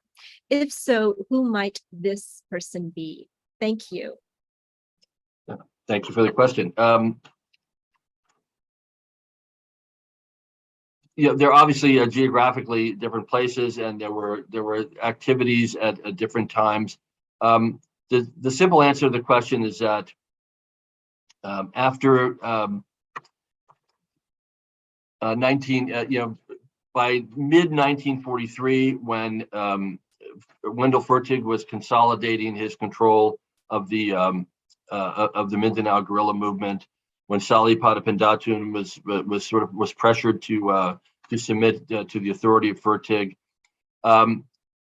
Fertig at least formally consolidated all the guerrilla units under in a single guerrilla army, which is actually a formally designated guerrilla army under the command of General MacArthur. I think. So in theory, they were consolidated. They were and they had officers who reported to Fertig. But I think in practice, for the most part, they were still largely independent in their everyday activities, and that's certainly the same impression that Muhammad Adil had. Yes. I see. Our next question is from another student, a PNP officer, not a student. This is Rodel Joy de la Cruz, who says, hi, sir, I am a PNP officer, but I have a passion in history. I would like to write a local history about my hometown in Tibal-Og in Davao del Norte regarding its significance to the Second World War. What tools will I use and what materials will I look for? I would like to do this kind of local history project that will educate my community on how important history and culture are, since my hometown is one of the places in the Philippines that became inevitable to treasure hunting. So, well, thank you very much for that question. That's a very good question, and I'm, if I remember correctly, that that area in Davao del Norte was the site of a really significant battle between the U.S. Army primarily, but also with guerrillas taking part against Japanese forces, and it was a very, very hard-fought battle that lasted over a month. There were very high casualties on both sides. It's one of the most dramatic. It's the area with the most dramatic and horrific action of the entire Mindanao campaign. And so I would just suggest it would be wonderful to to get an oral history of anyone alive who remembers even hearing stories about what happened there, particularly like what happened to civilians, and what that ferocious battle did to the local area. But I would start with getting online and looking for easily readily available resources about look at the official military histories of the war and of the war in the Philippines, and read up on what went on there. And then you can go from there and start formulating your questions and thinking about it in terms of localities, in terms of your local area. When in the U.S. Army in World War II, I talk about in the book, they a typical soldier could only imagine three categories of people. There were the GIs, the Japanese, and the natives. The natives could have a law degree from UP. They didn't think about civilians. They didn't think about what anything else, or even guerrillas very much what was going on. They were just there to do their job and fight the Japanese. So much important information was not captured, was not thought about, at least not until the end of the war. And so yes, there are a whole lot of untold stories out there. More treasure hunting to be done for future. Absolutely. We have a second question from Craig, who I believe asked a question earlier. This one says, "Thank you once more for your wonderful lecture. You mentioned that much of the Moro contribution during the resistance has been overlooked. Did their contribution in any way affect Manila-Moro relations in the immediate aftermath of the war? If so, in what way?" Well, that's a good question. There was so much was new, right? And the Republic was just being born, and this was the beginning of a whole lot of things being sorted out. So I don't know that in any general way it affected Manila-Moro relations, but in one very important specific way it did, and that is what happened to Salipada Pendatun. Partly as a result of his activities in the war, he was first appointed senator in the first Congress of the Republic, and then later went on to be elected as congressman, and was Speaker pro tem of the Congress for years and years. And so his political career, in a national political career, was certainly launched in World War II. Manila Mindanao also became a congressman. So yes, I think in that sense it really did make a difference. Another way it made a difference was that these individuals, Utu Matalam, Salipada Pendatun, Muhammad Adil, they I think as a result of their fighting during the war, they had they were really committed to the Philippine Republic. They had a real commitment to the Republic and to the political system of the Republic, and that didn't get pushed out of place for them really until martial law. I see. Next I'm going to be combining two comments from another person who asked a question earlier, Ruhola, who said, Thank you for your answer. Just a short trivia, but the one who housed Edward Kuder in Rama in Lanao was my great-grandfather. Hence, I was intrigued when he was mentioned in your book. This would shed light in his activities during the Japanese occupation. And he also says, thank you for highlighting the Battle of Tamparan. Hopefully we can commemorate its anniversary this year. Thank you very much for that comment, and I really appreciate you reading the book and your knowledge of the area. Yes, the audience this morning has been so rich. It's quite amazing that there are such strong connections to the talk. It makes you feel closer to the subject matter. Absolutely. So the next question is this is from Jiram, who says, was this the forerunner of other Moro liberation movements, such as the MILF and MNLF? So I think he's referring to, yes, the activities in the war as a forerunner. Again, that's a very good question, because it brings up a whole bouquet of questions about the relationship between the middle of the 20th century and the end of the 20th century. As I just noted, the individuals I talk about, Salipada Pendatun, Utug Matala, Muhammad Adil, they were all involved in the Bangsamoro separatist movement that first started in 1968. But the more active leaders of the rebellion were members of a younger generation, including, of course, Nur Maswari and Hashim Salamat. Pendatun, Matalam, and Adil actually had strong ties to the Republic and to the electoral system of the Republic. And again, it took martial law to really break those ties. But I do think those ties were at least partly forged in World War II with their experiences in World War II.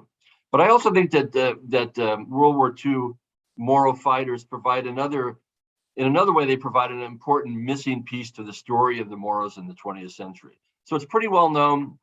The Moro Wars are pretty well known. That the Moros fought American invaders in Mindanao and Sulu from the beginning of the century, 1903, almost to 1920.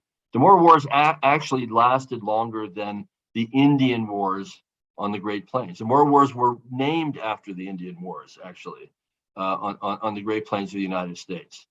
And it's also well known that the Moros fought an invading martial law army to a standstill in the early 1970s. Right. So again, defending their homeland against invaders. This time, the invaders were Filipinos. But what has been mostly forgotten is that Moros also fought a war against invaders in their homeland in the middle of the 20th century. And at that time, they fought as close allies of both the Americans and the Filipinos.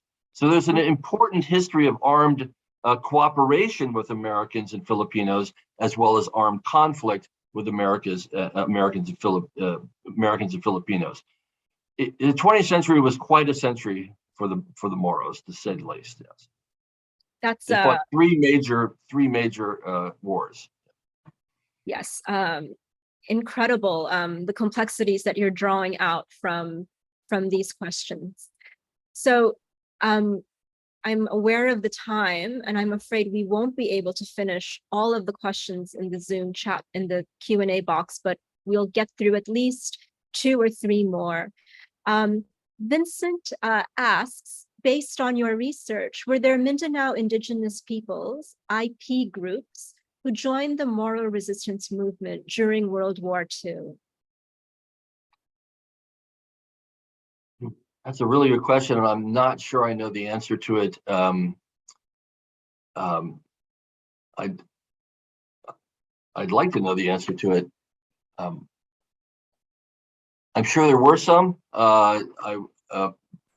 Particularly, I would think on the Zamboanga Peninsula, but also probably in the east, in the mountains to the east.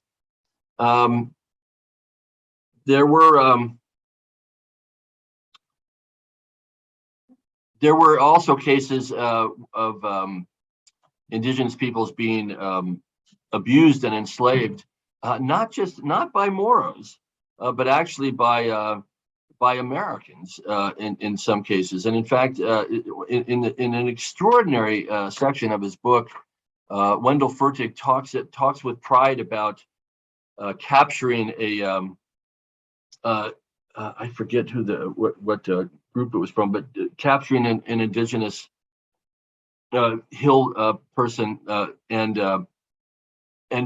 putting a noose around his neck and forcing him to guide these Americans who were lost in the jungle. And that actually, I've heard that happening more than once. So there was that going on as well. But I don't know the specific answer to your question, but it's an important one. Thank you for that. I have a question here, actually, that was sent to the library's email, which I almost forgot. This question is a little long, but very interesting. It is from Alex Bonner, who says, my uncle spent 6 months being nursed back to health by the Bonobos in the mountains, where he escaped with 4 other Americans in May 1942. Then they linked up with a Moro group led by Pendatun, and finally they connected with Fertig in June 1943.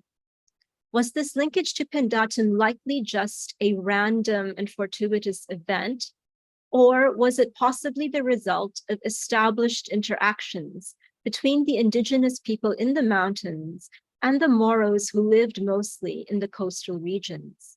Or do you think that Colonel McGee may have been the driving force due to his extensive connection with the native peoples? Well, I think you know a lot more about this than I do, and I'm very happy about that. And that's a great story. It's a wonderful story, and I hope you consider writing it up sometime. Yeah, I do think it was probably Frank McGee that was the connector there. Frank McGee was a very interesting character. I write about him in the book. He was a friend of the Moros, a friend of Filipinos, and a great friend of Salipada Pendatun, although he was put in the very awkward position of going from Pendatun's executive officer to his superior, because Wendell Fertig insisted that all of the top officers of all his units be Americans, which was a little ridiculous, very ridiculous.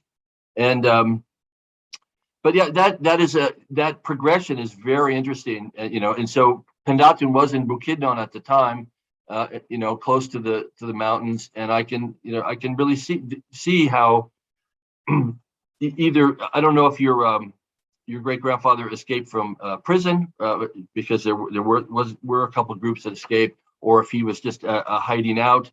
But I could see him being taken in by the Bonobos and then brought to an area where there were other Americans, and that's Frank McGee was hiding out with Americans in the hills, Bukidnon, until Pendatun arrived, and then he joined Pendatun.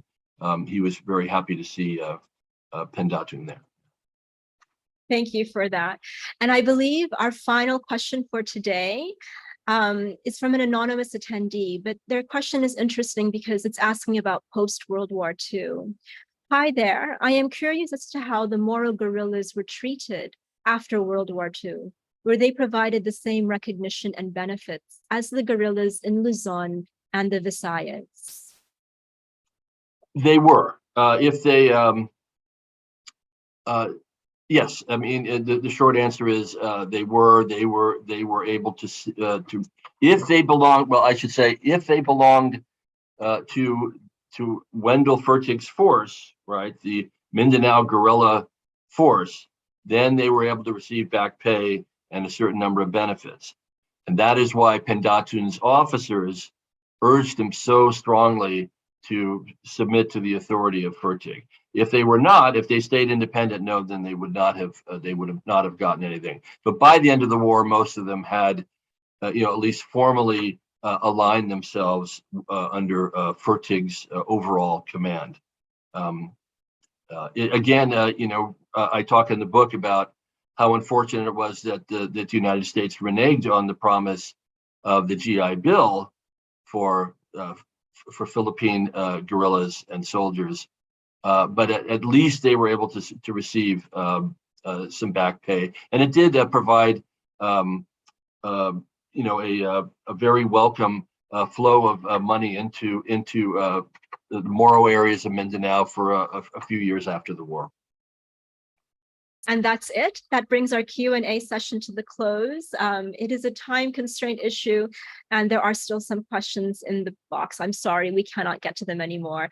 But thank you, Tom, for such a rich Q&A discussion. I really feel like the FHL audience put you through the griller today with some of the questions they asked, and you handled it wonderfully. Before you say your farewells, could you tell us a bit more about the availability of your books? We've received many questions about these too. Sure, yes. So the book is published in the Philippines by the Ateneo University Press. It is available online from Ateneo University Press. It's also available at major bookstores and bookstore chains in Manila. And I'm happy to say it's available right there at the museum shop of the Ayala Museum. I'm very happy to see it carried there.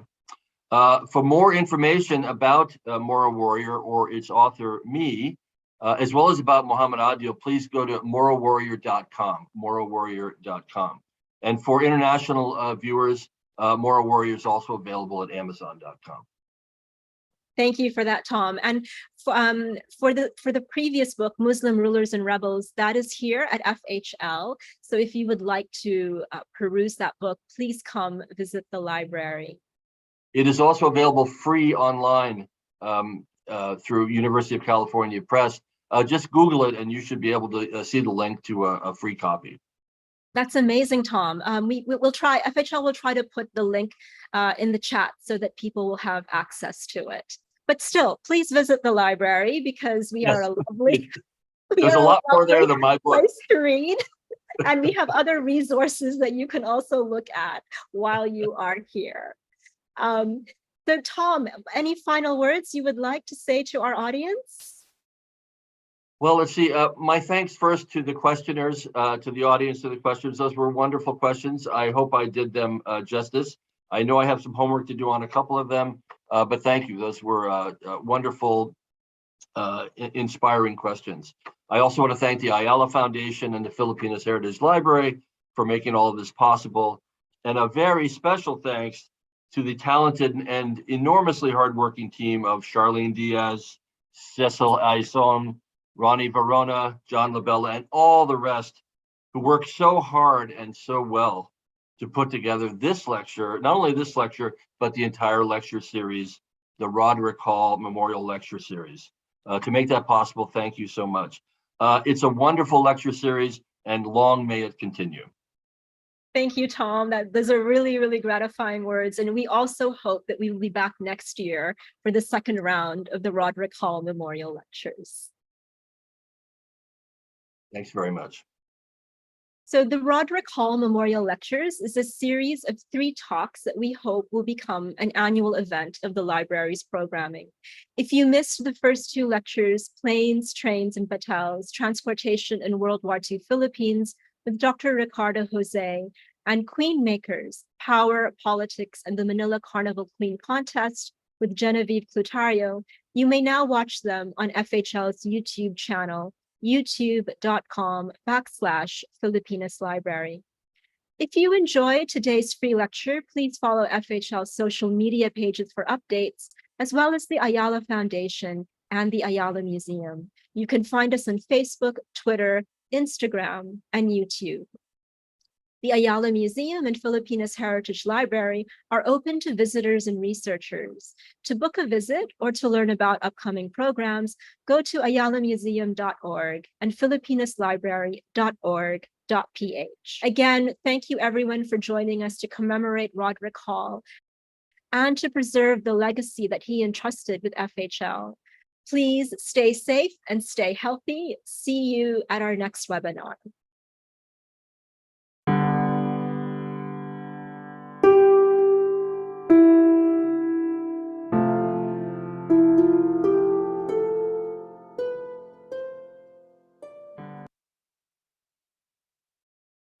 Rod described himself as a man with a mission and a man in a hurry.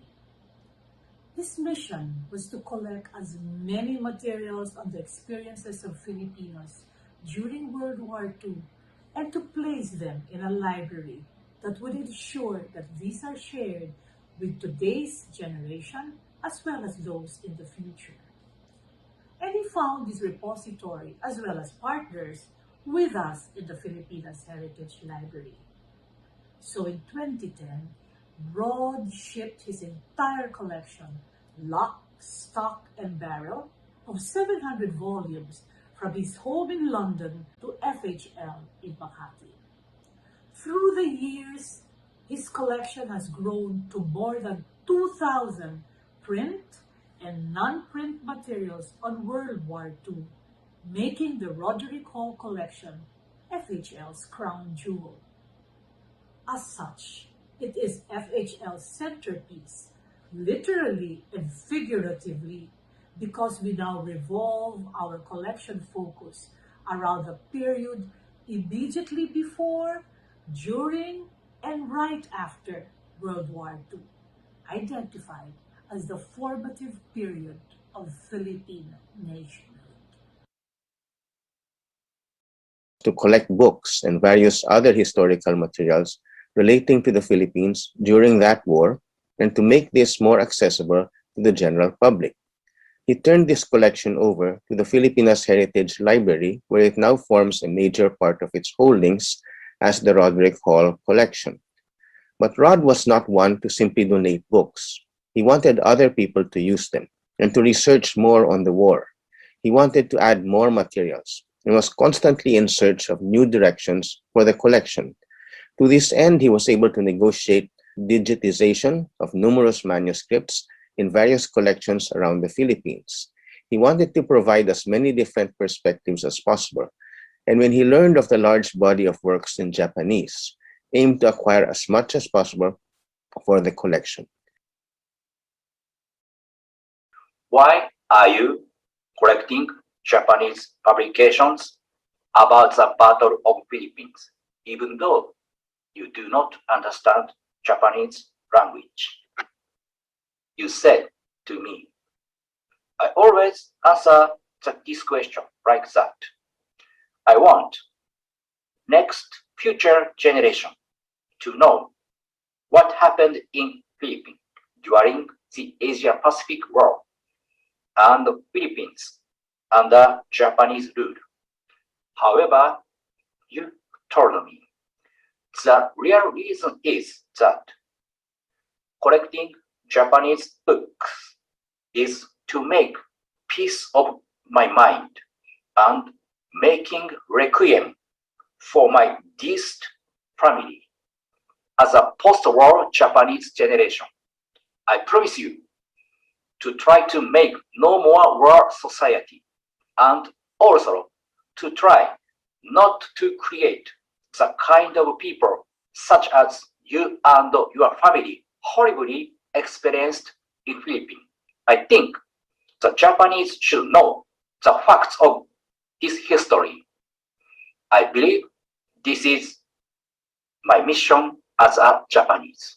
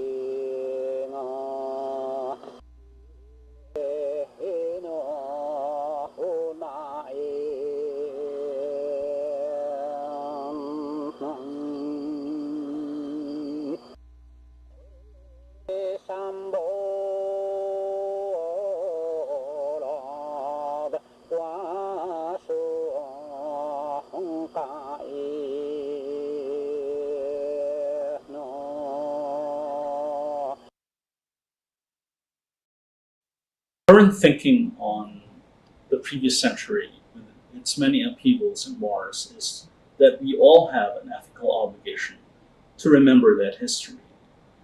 But understandably, not everyone takes up that burden because the memory of war, especially for persons who witnessed it, is painful. The late Mr. Rod Hall was deeply courageous in that sense of taking up an ethical burden. He took pains to give World War II its proper mourning, not just for himself, but also for our country, America and Japan, whose materials he collected. He helped strengthen our cultural memory in the hope of preventing the return of suffering. And now with his passing, we in turn at Filipinas Heritage Library and Ayala Foundation have an obligation to make his legacy and his commemoration of history endure.